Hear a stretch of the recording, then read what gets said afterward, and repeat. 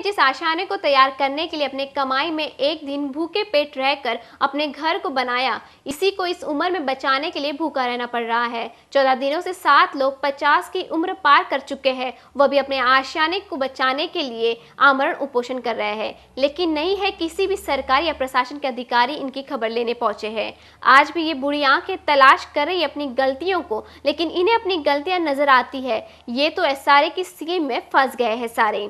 अब बिल्डर का विरोध करने के लिए कर रहे हैं अनशन। 7 बुजुर्ग जो कि 14 दिनों से अनशन पर बैठे हुए, आइए जानते हैं आखिरकार क्या कारण है जो 14 दिनों से ये अनशन पर बैठे हैं। देखिए, ये एसआरए स्कीम के खिलाफ अनशन का प्रोग्राम किया गया है, जिनमें यहाँ के रहवासियों का विरोध है कि ये बिल्डर जो यहाँ पर डेवलप कर रहा है उसको इन लोगों में से मतलब हम लोगों ने किसी ने अपॉइंट नहीं किया है। और ये प्रॉपर्टी एक प्राइवेट प्रॉपर्टी है, जिसके ज़मीन मालिक यहाँ पर मतलब यहाँ के रहवासी हैं और एफिडेंशियल चैरिटीज़ है, तो इन लोगों की अनुमति भी नहीं ली गई है। और इस प्रकार से गलत अवैध तरीके से इस ज़मीन का अधिग्रहण किया गया है कलेक्टर द्वारा। तो ये सब जो गलत काम किया है गवर्नमेंट के अधिकारियों ने बिल्डर के साथ मिलके, ये इसके विरुद्ध ये सब किया गया है। और इस बिल्डर को किसी ने सहमति नहीं दी है, कंसेंट। जैसे कि कोई भी डेवलपमेंट जब होता है तो लोगों का कंसेंट होता है, लोग अपनी अनुमति मतलब अपनी सहमति देते हैं कि हाँ ये बिल्डर ठीक है। यहाँ पर जो सोसाइटी है वो एकदम ही करप्ट है, जिसने पैसे खाकर सारा पेपर्स और सारा प्रोजेक्ट जो है वो बिल्डर को दे दिया है और किसी से पूछा तक नहीं। है कि यहाँ पे जो भ्रष्टाचार चल रहा है बिल्डर द्वारा और सोसाइटी द्वारा, दोनों के द्वारा पब्लिक को यहाँ से हटाया जा रहा है। इस भ्रष्टाचार को मिटाने के लिए मैं यहाँ पे आज 14वां दिन है मेरा अनशन का, और मैं लगातार बैठा हूँ और आमरण तक बैठूंगा। अब भ्रष्टाचार कैसे है ये सुनना चाहते हो तो भी सुनाता हूँ कि हमारे यहाँ पे डूंगरी पे 1890 रूमें हैं, जिसमें से 1166 रूमों का डॉक्यूमेंट लिया गया। उसमें से एसआरए वालों की, डेप्यूटी कलेक्टर की और बिल्डर की मिली भगत से 614 डॉक्यूमेंट आगे अप्लाई किया है और 552 उसमें से उनके ऑफिस में रख लिया गया तीनों की मिली भगत से। तो 614 में से उन्होंने 70% करके ये भ्रष्टाचार को चालू कर दिया बिल्डिंग बनाने का।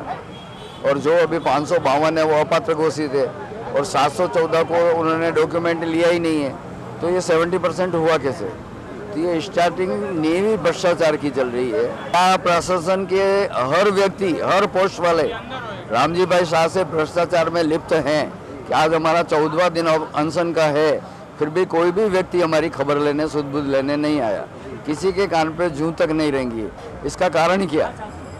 चाहे वो बीजेपी हो, कांग्रेस हो, कि कोई भी पार्टी हो, जिन पार्टी को हम बहुमत देकर के विजय बनाया है वो भी हमारी सुध बुध नहीं ले रही है। एक नगर सेवक है जो हमारे साथ में दौड़ रहा है। नगर सेवक अगर आगे भी कुछ बात करता है गोपी मुंडे तक, तो क्यों नहीं विधानसभा में ये बात उठाई जा रही है?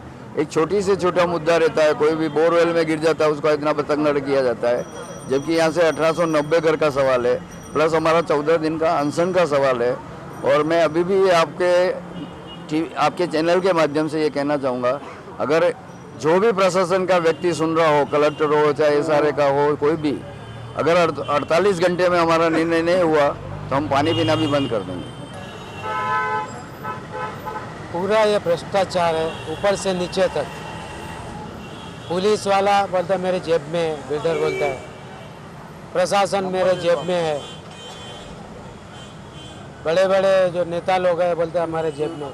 तुम किधर भी जाओ तुम्हारा कोई सुनवाई नहीं होगा। ये हमारी जो वजह है, एक तो ये हमारी सोसाइटी खोट डूंगरी हाउसिंग सोसाइटी जो बनी थी टेनेंट को ओनरशिप के लिए, और इसने बिल्डर को बेच डाला ये पब्लिक को बताए बिगर, जबकि हम लोग यहाँ के शेयर होल्डर है ये सोसाइटी के।